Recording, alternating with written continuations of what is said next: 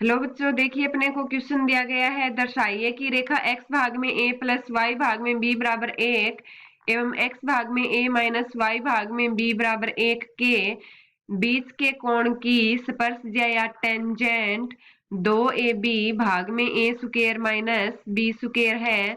देखिए सबसे पहले हमारे पास मुख्य दो रेखाओं के बीच के कोण की स्पर्शज्या या टेंजेंट क्या होगी? टेन थीटा बराबर दो रेखाओं के बीच के कोण की स्पर्शज्या टेंजेंट बराबर टेन थीटा बराबर हमें पता है क्या होती है। टेन थीटा बराबर m1 माइनस m2 भाग में 1 प्लस m1 गुणा m2, 1 प्लस m1 गुणा m2 और इसका मापांक पूरे का। ठीक है, तो m1 क्या है हमारे पास? पहली रेखा की ढाल और m2 है दूसरी रेखा की ढाल। तो देखिए हमें रेखा दी गई है, हमें पहली रेखा है वो दी गई है x भाग में a प्लस y भाग में b बराबर 1 और दूसरी रेखा हमें दी गई है x भाग में a माइनस y भाग में b बराबर 1। तो देखिए यहाँ से हम इसको y बराबर mx प्लस c के रूप में लिखकर इसकी ढाल ज्ञात कर लेते हैं।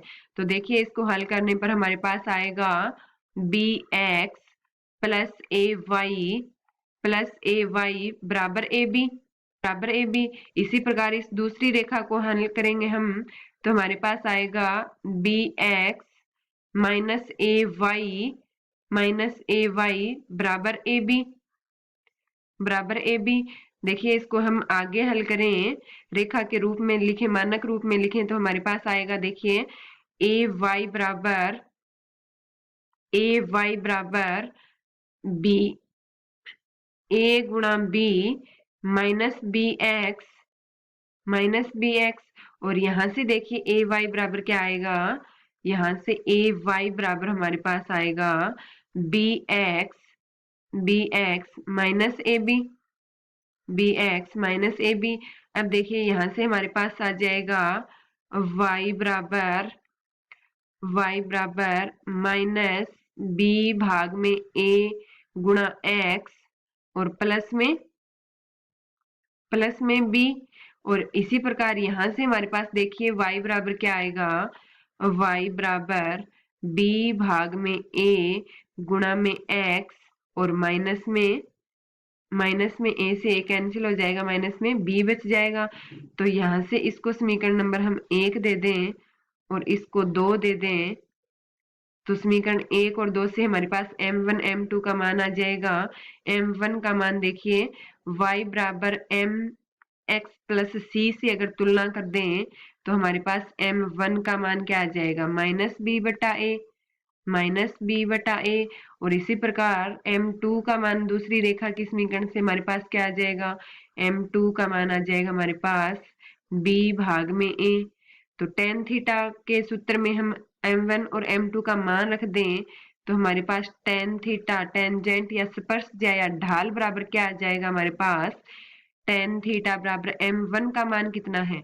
माइनस b बटा a और माइनस m2 का मान क्या है? b बटा a माइनस b a और भाग में 1 प्लस m1 गुणा m2 होता है। 1 प्लस m1 का मान कितना है? माइनस b बटा a और गुणा में m2 का मान कितना है? b बटा a। तो अगर इसको हम आगे हल करें तो देखिए हमारे पास टेन थीटा बराबर क्या आएगा? टेन थीटा बराबर ये देखिए माइनस 2b भाग में a हो जाएगा, माइनस 2b भाग में a और इसका लघुत्तम लेंगे और तो ये ऊपर चला जाएगा तो ये आ जाएगा हमारे पास a का स्क्वायर और नीचे बच जाएगा हमारे पास a का स्क्वायर माइनस b का स्क्वायर, a का स्क्वायर माइनस b का स्क्वायर।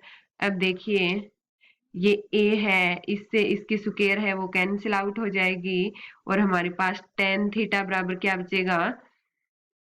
हमारे पास टेन थीटा बराबर बचेगा टेन थीटा बराबर माइनस 2ab माइनस 2ab भाग में a का स्क्वायर माइनस b का स्क्वायर, और इस पूरे का मापांक लेना है हमें।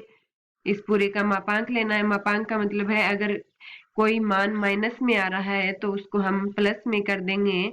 तो देखिए tan थीटा का मान हमारे पास क्या आ जाएगा, थीटा का मान हमारे पास आ जाएगा 2ab भाग में a का स्क्वायर माइनस b का स्क्वायर, और यही हमें दर्शाना था।